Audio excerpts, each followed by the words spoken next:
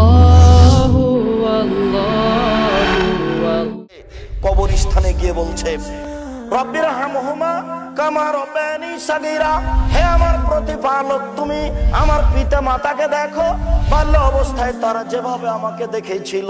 রব্বিক ফিরলি বলে বলে দাইয়ে, হে আমার প্রতিপালক তুমি আমাকে ক্ষমা করো, আমার বাপ মাকে ক্ষমা করো।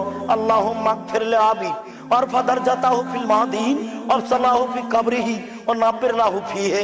আল্লাহ তুমি আমার পিতাকে ক্ষমা করো, তাকে উচ্চ মর্যাদা দান করো, তুমি তার কবরকে প্রশস্ত করো, তুমি তার কবরকে আলোকিত করো।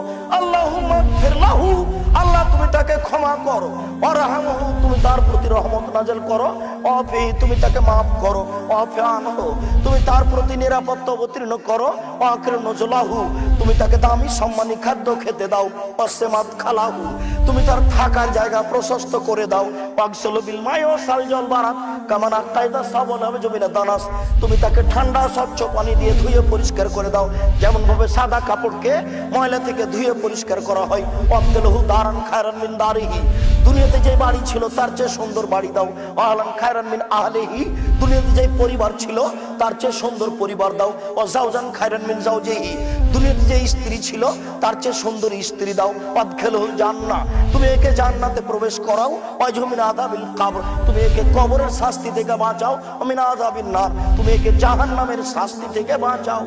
এই ছেলে হলো সুসন্তান। আল্লাহু